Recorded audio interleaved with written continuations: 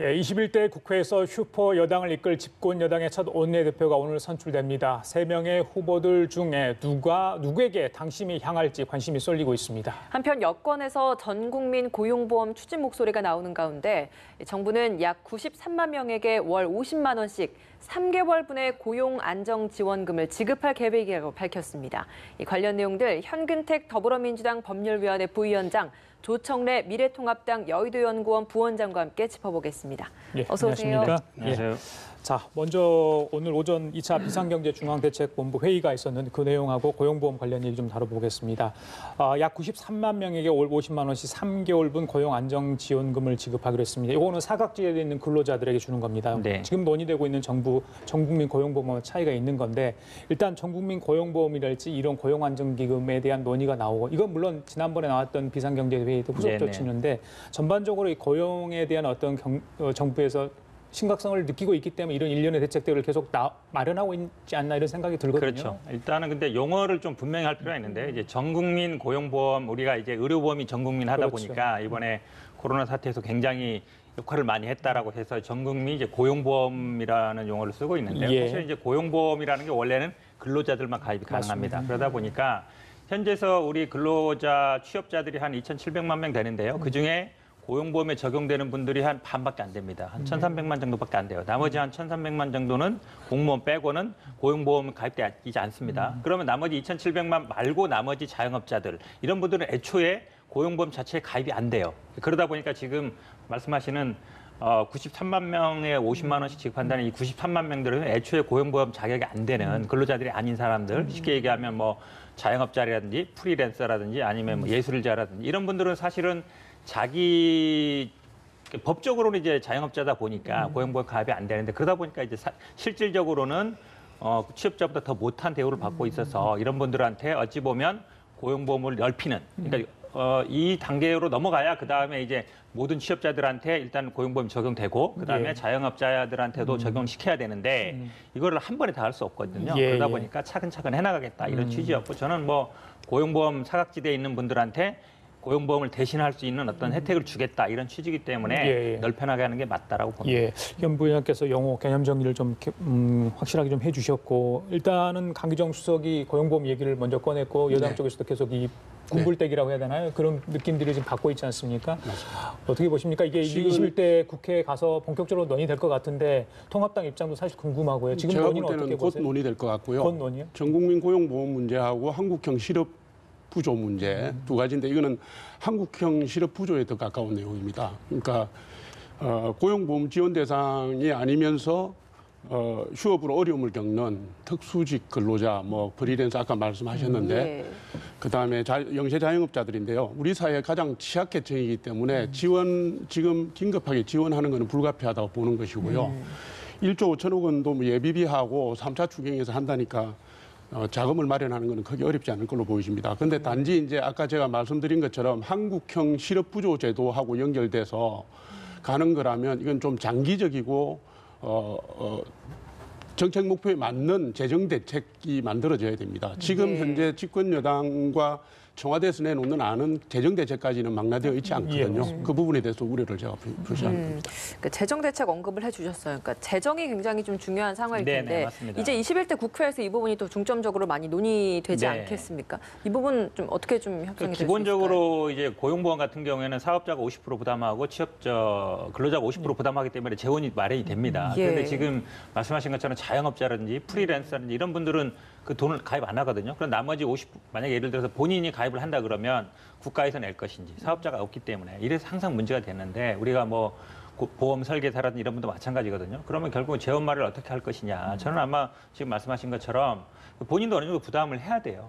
본인도 좀 내고 아니면 국가에서 낸다든지 아니면 이런 식으로 뭔가 그래야만이 이게 재원 마련이 되기 때문에 지금 아까 그렇게도 나왔습니다만 고용보험이 계속 적자거든요. 왜냐하면 이게 네. 실업이 늘어날수록 실업급여를 타는 분들이 많아지기 때문에 고용보험이 적자가 되는데 그러면 사업자들은 어쨌든 취업한 분들은 그걸 조금 높일 수밖에 없는데 이 자영업자들은 어떻게 할 것인가 이 문제는 저는 뭐 국회에서 논의할 수밖에 없다. 결국은 국가에서 어느 정도 책임질 수밖에 없어요. 그럼 국가에서 예산이 들어간다 그러면 당연히 국회의 동의를 받아야 되는 것이고 근데 이게 단기간에 끝나는 게 아니잖아요. 그러니까 취업자 같은 경우에는 취업하는 기간에 내고 실업자가 되면 이제 급여를 받는 시기인데 그럼 자영업자는 어떤 기준으로 할 것이냐? 그럼 예를 들어서 매출이 얼마를 줄여야 될 것이냐? 몇 년간 보장할 것이냐? 이게 굉장히 어려워지는 거라서 우리가 실업급여는 뭐 3개월, 6개월 이렇게 주는데 그걸 얼마나 줄 것인지 그러니까 이런 부분들이 아마 디테일한 부분인데 굉장히 중요한 부분이어서 아마 국회에서 논의를 할 수밖에 없을 거로 봅니다. 예, 알겠습니다. 뭐 지금 말씀하신 예. 것처럼 고용보험의 미가입자가 근로자 중에 1,000만 명쯤 됩니다.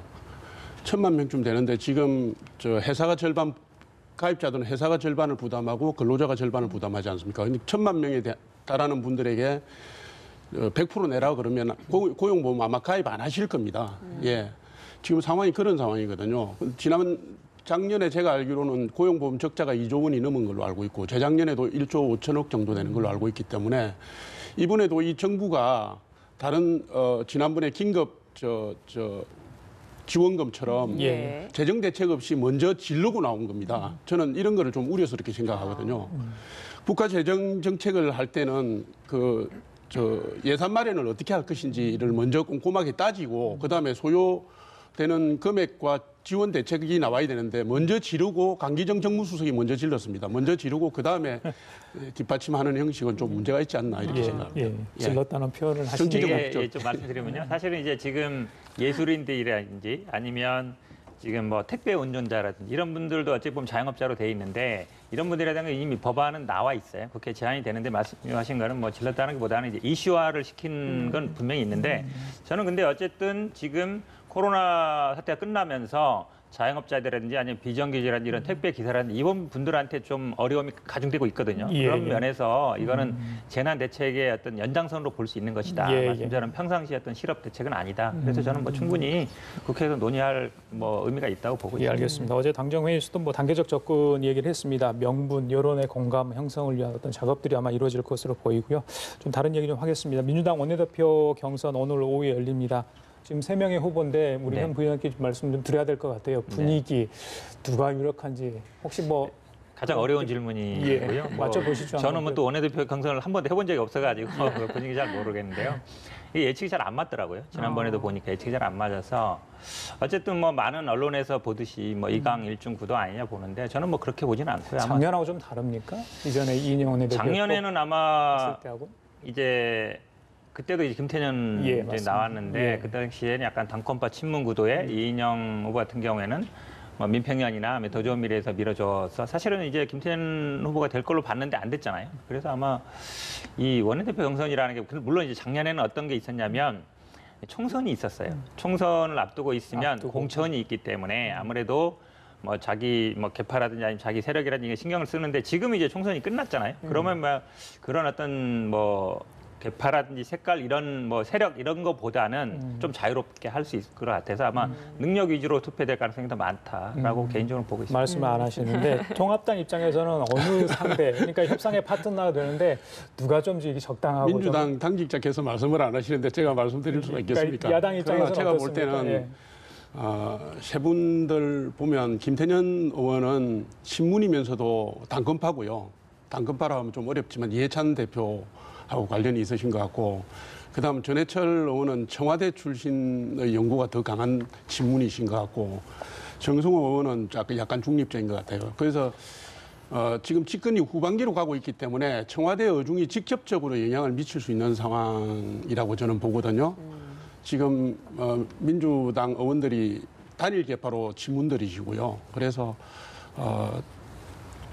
제가 볼 때는 당 대표께서 어느 정도 영향력을 펴는지에 따라서 뚜껑을 열어봐야 되겠다.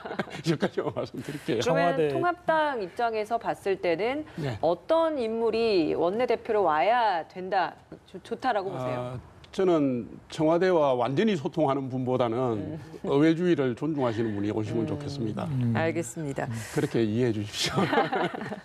어제 초선 대상으로 원내대표 후보들 합동 네네. 토론회가 있었잖아요. 네, 그 자리에서 뭐 초선들에 대해서 상임위 우선 배정을 하겠다 뭐 이런 카드도 꺼내 들면서 굉장히 많은 구애를 좀 그렇죠. 했던 것 같습니다. 보시기에 정말 좀 분위기가 좀 바뀔 만한 그런 뭐 확실히 좀 다른 공약이나 이런 카드들이 좀 나왔던 게 있었습니까? 그러니까 아마 초선들이 가장 관심 갖는 거는 상임위 배정이고요. 그다음에 상임위 배정이 왜 중요하냐면 본인의 이제 재선 여부와도 관련됐기 때문에 뭐 건교위라든지 아니면 교문이라든지 인기 있는 상임위들이 있거든요. 그러다 보니까 아마 새 후보가 공이 이제 내세우긴 했어요. 예. 우선 배정을 내세웠는데 왜냐하면 재선 3선 이상 의원들은 어느 정도 정해져 있기 때문에 굳이 내가 뭐 당근을 제시 안 해도 어차피 찍을 사람 정해져 있다고 보는 것 같고 근데 좀 특이한 거는 이제 전해철 의원 같은 경우에는 김태년 의원은 아마 이 공약을 어떻게 실천하느냐 이 부분을 따졌던 것 같고요. 이제 전해철 의원은 이 법안을 어떻게 얘기하느냐. 왜냐하면 이게 박영진 의원 같은 경우가 유치원 3법을 하면서 서울에서 최대 득표가 나왔어요. 어쨌든 성과로 법안 박영진 하면 유치원 3법 이렇게 이제 법안을 대해서 홍보를 해주겠다 얘기 나왔고요. 그다음에 정성호 의원 같은 경우는 원내 당직 뭐 대변이라든지 아니면 뭐 원내 수석 부대표 얘기했는데 김태년 의원은 어찌 보면 이제 초선 우선으로 상임 배정하겠다. 제가 보기에 세 개 다 아마 하고 싶을 거예요. 원하는 상임위도 가고 내가 대표 법안도 발의하고 원내 대변인도 맡고 하면 가장 좋을 것 같은데 누가 더 끌릴지는 아마 뭐 의원들이 판단할 것 같습니다. 끝나고 나서의 뭐 분위기나 이런 것들을 들은 건 없으셨나요? 제가 직접 가보지는 않았고요. 근데 뭐 아마 뭐 68분 중에 45분 정도 첨가했다 그러니까 많이 첨가한 거거든요. 그다음에 저희 당에서 이렇게 초선들을 상대로 해서 이렇게 토론회 한 적도 없어요. 그전에는 비공개를 했었는데 공개적으로 한 거라서 그만큼 어찌 보면 관심이 뜨겁다 보고 근데 뭐 두 가지 평가가 있는 것 같습니다. 토론회 보고 마음이 정했다는 분도 있는데 보고서 더 헷갈리다는 분도 있어서 제가 보기에는 아마 말씀처럼 뚜껑 까봐야 할 것 같습니다. 거대 여당의 원내대표 아마 예정대로라면 오후 4시 45분쯤에 결과를 발표하는데 뭐 늦어질 수도 있고요. 일단은 저희들도 뭐 그 결과를 저희 방송에서도 바로 실시간으로 전달해 드리도록 하겠습니다. 내일은 또 통합당 원내대표 경선이 있잖아요. 네. 바로 다음 날 있는데 그래서 여기 분위기 뭐 컨벤션 효과가 뭐 이렇게 국민들의 여론에 얼마만큼의 관심을 주목도를 받을지도 관심인데 일단 뭐 4분 정도 나온다는데 두 분이 포기를 하신 것 같아요. 네. 이유가 정책위의장을 찾지 못해서 그런 겁니까? 다른 이유가 있는 겁니까? 아마도 정책위의장 부분이고요. 그 충청도에서만 어쨌든 러닝메이트까지 3분이 나오셨으니까 기반이 협소해진 것도 영향을 미쳤으리라고 봅니다. 예. 일단 입하전인데 뭐 수도권대 TK 구도로 일단 만들어진 것 같습니다만 물론 정책위의장의 출신도 지금 감안돼야 미래통합당의 구도는 지역 구도로 볼 수는 없고요. 제가 볼 때는 주호영. 초선이 40명 예. 정도인데다가 지금 총선에서 나타난 민심을 혁신으로 연결시키는 문제, 그다음에 그 당 지도체제, 비상대책위를 비롯한 지도체제의 문제가 얽혀 있기 때문에 그리고 영남권을 빼고도요. 예를 들면 충청, 수도권, 강원 의원수가 한 28명쯤 됩니다. 그러니까 초선들이 보통 처음에 오면은 개인적인 인연이나 연고는 적지만은 조금 혁신이라든가 가치지향적인 성향을 가지기 때문에 제가 볼 때는 지역 중심으로 구도를 놓고서 갈라쳐서 볼 수는 없을 것 같습니다. 예. 권영세 후보 같은 경우에는 이제 한 차례 그 국회의원을 하지 않고 바깥에서 당을 바라봤기 때문에 더 이 통합이나 뭐 개혁이나 이런 부분에 있어서 적임자다 이 부분을 좀 강조를 하고 있는 것 같은데 이런 전략들이 실제로 좀 당 내에서는 어떻게 좀 읽히고 있나요? 한 번이 아니고 두 번이거든요. 8년의 공백이 있었기 때문에 정신적으로 조선이라는 걸 내세우고 계세요. 그리고 제가 알기로는 어제나 뭐 지방 다니면서 찾아가는 선거운동도 하셨고 아무래도 그분이 가진 가장 큰 장점은 서울 기반 의원이라는 것입니다. 예. 다른 것보다도. 그러면 이제 정책위 의장은 또 영남 출신을 네, 같이 조혜진 러닝메이트를 좀 만들어낸 상황이라서 뭐 보시기엔 그러면 좀 판세가 좀 그냥 비등비등하다라고 보시는 건가요? 예, 열어봐야 하는 상황이라고 봐요. 알겠습니다. 지난번에 총선에서 조호영 의원 같은 경우는 굉장히 자기 몸값을 굉장히 높였잖아요. 네. 여러 가지로 예. 그러니까 이슈가 많이 이렇게 맞습니다. 상대적으로 받은 분 중에 하나인데 당 대표가 아니라 이렇게 원내대표로 나선 이유는 어디 있다 보세요? 5선의 지금 국회의원인데 어떻게 보십니까? 지난번에 제가 말씀드린 적이 있습니다만 비대위가 구성되면 내년까지 넘어 당 대표 선거가 없습니다. 전당대회가. 그래서 아마도 미래통합당을 살리는데 큰 역할을 하실 뜻을 가진 분들이 선수와 상관없이 원내대표로 이렇게 방향을 틀었다고 보시면 그러면 될 것 아까 같습니다. 거꾸로 질문을 드려야 될 것 같은데 여당 쪽에서 보기에 통합당의 원내대표 누가 좀 적합하고 또 상대로 좀 괜찮을까 여당의 협상 파트너로 어떻게 예상하십니까? 근데 두 분 다 지금 보면은 이제 김종인 비대위의 약간 찬성 입장이다가 지금 당선자 입장을 듣겠다는 예, 입장으로 예, 갔어요. 맞습니다. 지금 저분들이 오히려 약간 김종인 비대위 반대하다가 뭐 어쨌든 정책위 의장을 못 구한 것도 있지만 아마 못 구한 이유가 있었겠죠. 어찌 보면 당내 분위기상 이제 그렇게 갈 수밖에 없는 것 같은데요. 그렇게 본다 그러면 큰 틀에서 보면 아마 비대위로 가는 건 거의 정해진 것 같고, 근데 이분들 입장에서도 아마 비대위로 가면 원내대표 1년 한 다음에 뭐 당대표로 나갈 수도 있을 것 같으니까 굳이 반대할 이유는 없을 것 같아요. 제가 보기에는. 그런데 뭐 두 분 다 아마 뭐 그렇게 뭐 아주 극단적이거나 이럴 분은 아니어서 뭐 좀 많이 잘할 것 같고요. 근데 아마 주영 의원 같은 경우에는 대구에서 당선되긴 했지만 지난번에 이제 탈당 경력이 있거든요. 그런 게 과연 또 의원들이 어떻게 평가할 것인가. 그것도 제가 보기에 약간 포인트가 될 것 같아요. 만약에 그렇지 않았다 그러면 그냥 있었으면 아마 대구에서 됐었고 지금 충북 충주인 이종배 의원을 정책위장을 했으면 어느 정도 이제 다수가 있는 영남과 이제 충청도 이렇게 모양이 될 것 같은데 그 부분이 이제 포인트가. 근데 저는 개인적으로는 아마 주호영 의원이 조금 더 유리하지 않은가라고 보고 있습니다.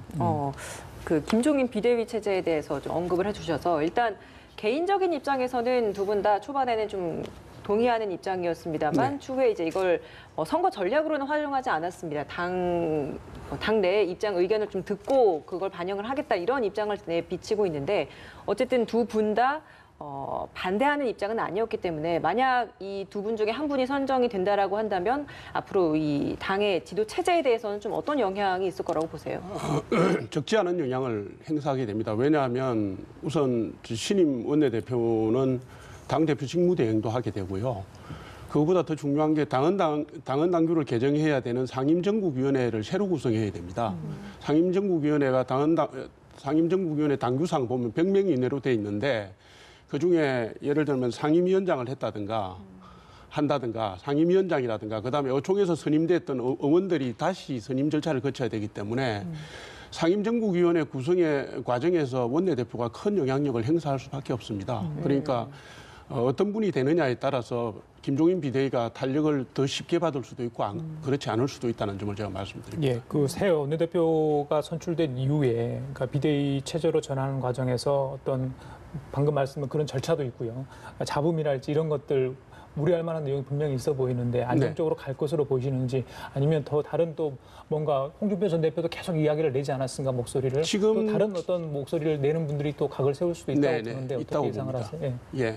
그 지난번에도 그런 과정이 있었고요. 중진들께서 그런 문제 제기를 하셨고 그 문제 제기는 지금도 계속되고 있습니다만은 제가 볼 때 지금의 당선자 대회가 의원총회로 바뀔 때쯤에 되면 수렴의 절차를 거칠 거고요. 거기서 만약에 반대 의견이 있다면 다수를 쫓아가는 방식이 될 것이고 관건은 상임정국위원회에서 임기 규정을 고치느냐 안 고치느냐 이 문제거든요. 어쨌든 상임정국위원회는 5월 30일 이후에 21대 국회가 시작되면 다시 구성이 돼야 되기 때문에 저는 원내대표께서 의지를 가지면 어렵지 않다고 보고 있습니다. 예, 알겠습니다. 청와대가 일부 언론에서 발표를 했던 청와대 개각설에 대해서 이례적으로 굉장히 빨리 반박하는 보도자료를 발표를 했습니다. 개각에 대해서 전혀 논의하고 있는 바 없다라는 이야기를 했는데 이렇게 또 갑자기 빠르게 입장 발표를 한 이유가 있을 것 같거든요. 저는 뭐 굉장히 필요한 시기라고 봅니다. 왜냐하면 지금은 굉장히 경제 위기 극복에 올인할 때거든요. 근데 관료들의 특징이 이 개각설이 나오면 거의 일이 잘 안 됩니다. 한 달 정도 일을 수습하게 되는데 지금 그럴 상황이 아니거든요.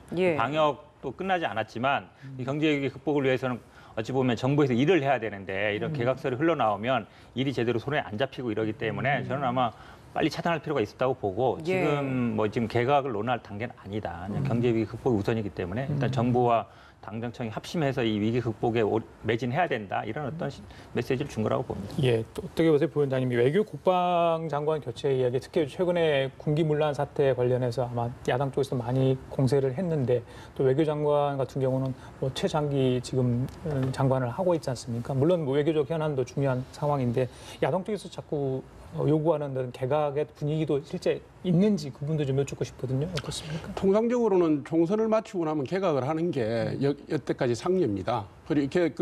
그런 데다가 대북 통일부라든가 외교부라든가 국방부에서는 문제 제기가 계속돼 왔죠. 그런데 지금 문재인 정부가 대북 정책하고 중국 정책을 수정하지 않는다면 지금 현재로서는 개각 요인은 없는 거라고 보여집니다. 지금 부위원장께서 말씀하셨지만은 탕류 속에서 말을 갈아타지 말라는 말이 있지 않습니까? 지금 코로나 국난 극복 이후에 경제 대책까지 들어가야 되니까 아마 청와대는 이 논란이 지속되는 게 달갑지 않을 겁니다. 예, 알겠습니다.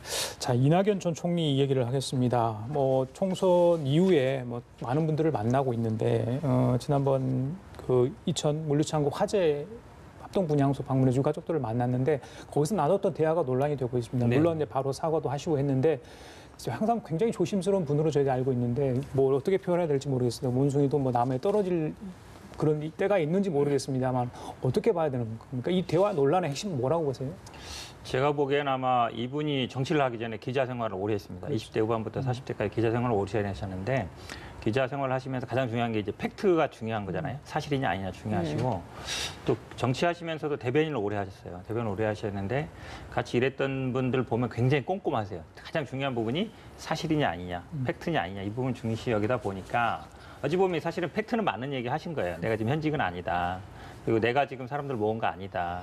이건 맞는데 정치적으로는 어찌 보면 정치적으로는 약간 부적절한 말이죠. 왜냐면 뭐 현직은 아니지만 그래도 근데 이게 대권 언론 후보이고. 기자들하고 대화가 아니잖아요. 어떤 팩트를 요구하는 게 아니지 않습니까? 그러니까 그러다 보니까 어찌 보면 저는 뭐 평소에 팩트를 중시하는 스타일이 나오긴 했지만 그래도 적절하지 않은 거 발언이 맞는 것 같고요. 그동안 아마 같이 일해 보셨던 분들 주변의 평가를 들어보면 굉장히 글이라든지 말하는 거에 굉장히 이제 꼼꼼하시다 그래요. 그만큼 어찌 보면 본인이 스스로 말하는 거나 글 쓰는 거 이렇게 대변인 일했던 분들 들어보면 마지막 순간까지도 본인이 수정한다 그러거든요. 기사 수정하듯이 그렇게 하는 건데 이 꼼꼼한 팩트를 중요시하는 성격이 어찌 보면 좀 이제 드러난 것이다라고 보는데 뭐 빨리 사과했다 잘했다고 보고요. 앞으로는 좀 더 정치적인 그다음에 상황에 맞는 발언을 하실 필요가 있다고 보고 이번이 아마 좀 그래도 많은 교훈이 될 것 같습니다. 어떻게 보십니까? 그간의 의회 국회의 대정부 질문 과정을 보면요. 이낙연 총리께서 매우 세련되게 품위 있게 잘 빠져나가시는 분이거든요. 제가 볼 때는 좀 죄송하지만 그런 맥락의 실수가 아니었나 생각하고요. 내용은 굉장히 부적절했고요. 왜냐하면 2017년도 밀양 제천 스포츠센터 화재하고 2018년도 밀양 세종병원 화재 때 29명, 47명 이렇게 돌아가셨어요. 그때 이낙연 총리께서 현직 총리셨거든요.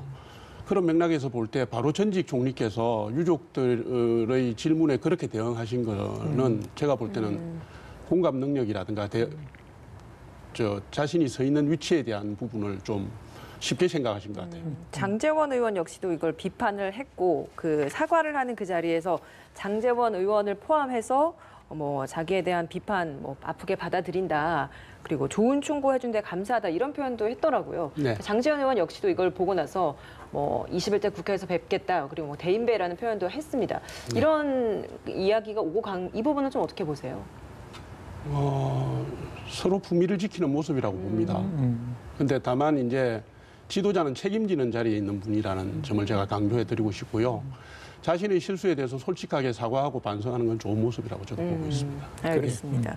자, 민주당 오늘 또 하나 행사가 있네요. 오전 6시부터 더불어시민당 합당 여부를 묻는 권리당원 투표가 온라인으로 진행이 되고 있는 걸로 알고 있습니다.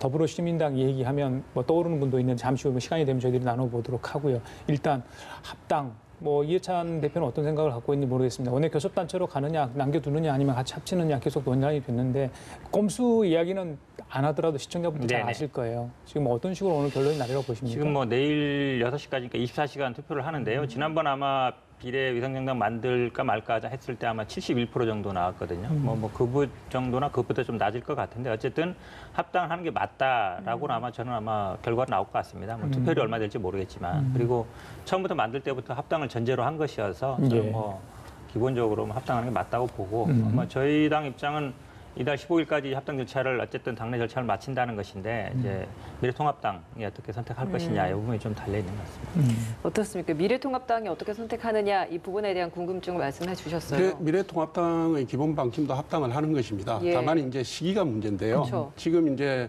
신임 원내대표 취임하시고 비대위 그 기간 문제나 이런 걸 다 정리해서 당의 지도 체제를 완비하는 데까지 제가 볼 때는 시간이 좀 걸릴 겁니다. 그러니까 합당 문제가 논의가 되는 시점은 아무래도 6월 이후가 돼야 되지 않을까. 저는 그럼 제 개인적으로. 원 구성이 뭐 어느 정도 지연될지 모르겠습니다만 원 구성되고 나서 이야기면 이게 이제 여러 가지로 맞물려 있잖아요. 이게 상임위 배정이랄지 위원장 맞습니다. 관련해서 예. 그렇다면 좀 그러니까 빨리 하고 싶은 생각도 있을 것 같은 통합당이나 미래당 입장에서는 어떻습니까? 지금 사실 좀 고심스러운 게 사실이죠. 그래서 제가 볼 때는 국민들 정서로 보면 빨리 합당하는 게 맞는데 우리 당이 집권 여당, 거대 여당에 대응하기 위해서는 시간을 좀 조율해야 되는 측면도 사실 있는 게 사실이거든요. 그러니까 지금 제가 아까 6월이라고 말씀드린 것은 이 문제를 전격적으로 당원들 총의를 들어서 결정하기 위해서는 당의 지도 체제가 먼저 완비가 돼야 됩니다. 신임 원내대표께서 권한대행이라 하시더라도 이거를 밀고 나가기는 쉽지 않으실 거라고 저는 보는 것이고요. 결국 비대위 문제가 해결되고 난 뒤에 방침이 바로 설 거라고 봅니다. 그때까지 6월 초에 원구성 문제가 있기 때문에 그 문제도 고민을 해야 되는 상황 맞고요. 그러니까 이게 사실 합당을 하느냐 마느냐를 고민을 했던 가장 큰 이유 중에 하나가 이런 원구성 협상 부분도 분명히 통합당 내에서는 고민이 있었을 겁니다. 네네. 그 부분에 있어서는 사실 통합을 하지 않는 게 더 유리한 상황이었고, 하지만 국민들이 보기에는 그 부분이 보기 좋지 않기 때문에 하루빨리 이제 원래 취지대로 이제 합당을 하는 게 맞다라는 이야기를 했었는데, 만약 이제 이 지도체제가 새 원내대표 역할로서 지금 넘겨지고 말씀하신 것처럼 6월 초까지 좀 넘어가게 된다라고 한다면 결국에는 어찌 보면 통합당 내에서는 원하는 것들을 좀 많이 취득을 하게 되는 상황이 아닌가, 이런 궁금증은 생기는 거거든요. 지금 상임위가 18개 정도 되는데요. 이제 양당 구조에서 보면 미래통합당이 가져올 수 있는 게 6, 7개 정도인 걸로 보여집니다. 근데 지금 말씀하신 것처럼 미래한국당이 독자적으로 가게 된다면 상임위를 한두 개 더 받게 되는 건 맞습니다. 근데 이제 단순히 원구성에서 자리 문제로 볼 것이 아니고요. 이 시기가 늘어지게 되면 미래한국당이 중도가치 문제도 고민하게 되는 일도 생기고요. 예. 지금 당장 안철수 전 대표께서 뭐 총선 결과에 대한 토론을 하자 뭐 이렇게 저렇게 얘기가 오가고 있는 상황이어서 여러 가지 가능성이 열려 있기 때문에 이게 좀 시간을 두고 봐야 된다는 제가 말씀드립니다. 180석을 차지한 민주당 입장에서는 더불어시민당과 합당 여부 얼마나 중요하게 생각하는지 모르겠습니다. 통합당 입장에서는 이 어떻게 미래당을 둘지에 대한 고민이 좀 있을 것 같아요. 방금 말씀하신 내용도 그렇고요. 어떻게 보십니까? 지금 말씀하신 것처럼 정확하게 이제 상임위 배분 문제 한두 자리 더 갈 수 있고, 이제 국회의장도 가져갈 수도 있고요. 아니면 또 뭐 국고 보조금도 더 가져갈 수 있는 어떤 이득은 있어요. 경제적인 이득은 있는데 국민들이 보기에는 당연히 아닌 것 같고, 저는 아마 김종인 비대위가 언제 들어오냐가 중요하다. 아마 김종인 위원장 스타일이 이거 그냥 둘 것 같지는 않거든요. 근데 지금 원내대표 두 분 나오신 분도 빨리 합당해라 이렇게 하고 있어서 두 분 다 또 공교롭게 또 김종인 비대위의 약간 찬성 입장이셨고 과거에 그렇다 그러면 어쨌든 김종인 비대위 체제가 빨리 들어오면 제가 보기에는 뭐 합당 문제는 빨리 해결될 것 같다. 그분 스타일이 지난번에 총선 때도 보면 문제가 생기면 바로바로 정리하는 스타일이었기 때문에 뭐 빨리 결론냈으면 좋겠고, 이게 만약에 지금 말씀처럼 늦어지면 원구성 협상 늦어지거든요. 이건 원래 5월 30일부터 시작하면 보통 예전에도 보면 7월 8월 막 넘어갔어요. 근데 만약에 이 비례 위성정당 문제 해결 안 되면 더 늦어질 수도 있어요. 그러면 계속 이 문제가 되는 거거든요. 저는 그래서 원구성 협상하기 전에 이 부분을 미래통합당에서 빨리 해결해 주는 게 맞다. 그러니까 지도체제는 아마 지금 내일 이제 원내대표 뽑으면 바로 아마 이제 비대위를 할지 말지 결론을 날 건데, 그건 일단 5월 달에 끝내고 어쨌든 만약 비대위가 들어오면 합당 문제도 5월 달에 결론을 내주는 게 맞다. 그 다음에 원구성 협상이 들어가야 어찌 보면 원구성 협상이 빨리 되는 것이지, 이게 6월 달까지 넘어가면 그 시간만큼 더 늦어지는 거거든요. 저는 그래서 미래통합당에서 빨리 결단을 내리는 게 맞다고 봅니다. 알겠습니다. 그 민주당과 시민당이 양정숙 당선인 고발한 이야기 좀 해보겠습니다. 제명을 시켰고 고발을 하면서 이 사태를 좀 마무리하려고 했는데 오히려 지금 양정숙 당선인이 그렇죠. 다시 이제 맞고발을 한 상황입니다. 빠르게 수습하려고 하는 움직임인데 오히려 더 사태가 커지는 것 같거든요. 어떻게 보고 계십니까? 양정숙 당선인이 계속 고발해라 이랬어요. 뭐 주변 사람들한테도 그렇고 뭐 많은 이렇게 이미 이제 난 빨리 고발해 달라는 얘기는 나도 준비하고 있다 이런 뜻인데, 저희들이 고발한 거는 뭐 허위사실 공직경법이라든지 아니면 뭐 실명법 위반이라든지 아니면 공천 과정의 업무 방해 3가지 정도인데, 양정숙 당선인도 변호사다 보니까 변호사 한 25년 이상 됐거든요. 남편이 또 판사입니다.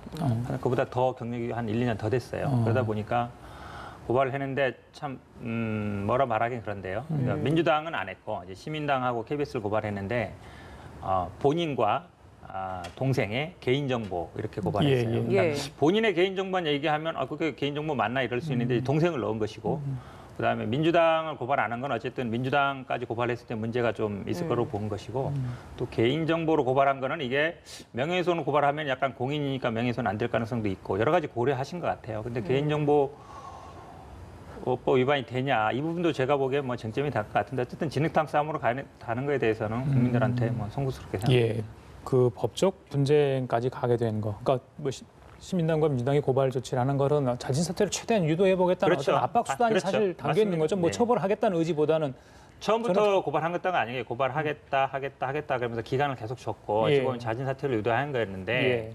이렇게 뭐 본인 스스로 또 정면 대응을 나온다는 얘기는 저는 아마 앞으로 민주당과의 인연은 끊겠다. 민주당에서 정치는 안 하겠다라는 의사 표현이라고 봐요. 왜냐하면 우리 뭐 공천 과정에서 뭐 컷오프되는 의원들도 많잖아요. 그럼 무소속 나가겠다 하다가도 나중에 접는 게 결국은 정치의 끝이 아니다. 앞으로 내가 정치에 계속 활동할 거면 결국은 당의 어떤 명령이라든지 당과의 관계는 가져가야 된다. 그러니까 뭐 가까스로 탈당해서 출마하는 분들이 있지만 그런 분들은 그래도 본인들이 어쨌든 뭐 정치적인 모험을 감수하는 거는데 정치하는 시작하는 입장이잖아요. 그럼 대부분은 당의 명령이라든지 당의 어떤 권고를 따르거든요. 이렇게 법적으로 끝까지 가는 모습이 정치에서는 어찌 보면 가장 안 좋은 모습이에요. 우리가 여의도의 일을 꼭 서초동에 갖고 가지 마라 이런 얘기 많이 하잖아요. 패스트트랙 때도 다 고발해가지고 왜 그렇게 하느냐 얘기 많은데 이런 부분 제일 안타깝습니다. 정치는 정치에서 풀어야 되는데 이걸 꼭 법적인 논쟁으로 끌고 가면 저는 본인의 어떤 정치적인 미래도 그렇고 저희 당 입장에서 부담스러운 건 마찬가지입니다. 예, 알겠습니다.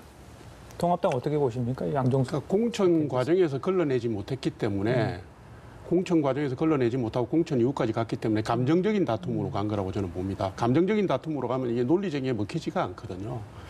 사실은 이게 우리나라 잘못된 선거법 개정으로 비례 전문 정당이 급조되다 보니까 더불어시민당이 공천을 하는데 일주일도 채 안 걸렸어요. 그러다 보니까 이게 설화 전문당처럼 돼버렸습니다. 최근에 더불어시민당 당선자들이 내놓은 걸 보면 용해인 뭐 당선자가 금배지 언박싱 했고요.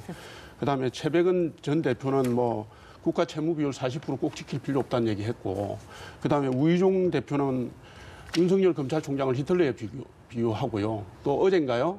탈원전 풍력으로 바꿔라 뭐 이런 완전히 그 부실검정으로 일한 설화 전문당이 돼버렸어요. 15일까지 합당한다고 그러니까 합당 이후에 좀 품위 있게 좀 정돈을 좀 해주시고 제대로 된 정치 좀 해주시면 좋겠다는 생각합니다. 예. 고소 고발 서로 이제 치열하게 좀 말씀하신 것처럼 진흙탕 싸움이 되다 보면 이게 조금 빨리 수습이 되길 바랬던 게 민주당과 시민당의 입장이었을 텐데 앞으로 좀 꽤 길게 이어질 것 같단 말이죠. 그 민주당 뭐 여당 내에서는 이게 뭐 양정순의 난이다 뭐 이런 표현까지 그러니까 쓰던데요. 계속 자진 사퇴를 압박했던 것도요. 이게 만약에 저희들이 선거법으로 고발했습니다만 이게 물론 선거법만 있으면 뭐 6개월, 3개월, 1년 내에 끝날 수 있는데 수사 과정도 있고요. 그래도 한 뭐 2년 갈 수 있는데 예. 다른 것들도 있어서 재판까지 간다 그러면 2, 3년 갈 것 같아요. 대법원까지 가다 보면. 그러면 이게 끝날 수도 있는 21대 거고요. 총 국회 임기 내내 이 문제가 계속 그렇죠. 따라다니는 그러니까 거 아닙니까? 무소속 신분을 계속 유지할 수 있고 그러면서 계속 어찌 보면 국회의원이기 때문에 또 뭐 수사 과정이라든지 재판 과정에 어느 정도 또 영향을 미칠 수밖에 없어서 저는 뭐 처음부터 고발하라고 한 거는 내가 이거 재판까지 끌고 가겠다. 그럼 2, 3년 갈 수 있다. 그럼 물론 선거법에서 100만 원 이하 아니면 다른 죄에서 뭐 금고 이하 받으면 되는데 그런 자신감도 있는 것 같은데 어쨌든 쉽게 이제 간단히 끝날 일은 아닌 상황이 된 건 맞는 것 같습니다. 예, 지난번에 출연했던 교수분이 이건 국회 윤리 차원에서 한번 논의를 해가지고 양정숙 당선인을 압박하는 게 어떠냐. 이게 당 그럴 수도 차원이 있죠. 아닌. 그러니까 그거는 근데 이제 일단 원구성이 되고 국회에서 그러니까요. 말씀처럼 예. 국회 윤리를 열어서 윤리에서 할 수 있는 국회에서 제명이라는 절차도 있거든요. 예, 예. 3분의 2인가요? 정확히 숫자는 모르겠는데. 물론 아마. 절차는 어렵습니다. 절차는 까다롭죠. 어렵긴 했는데 예. 뭐 그럴 가능성 저는 남아 있다고 봅니다. 알겠습니다. 자, 지금까지 현근택 더불어민주당 법률위 부위원장, 조청래 미래통합당 여의도 연구원 부원장 두 분과 함께 얘기 나눠봤습니다. 자, 오늘 말씀 잘 고맙습니다. 들었습니다. 감사합니다. 예.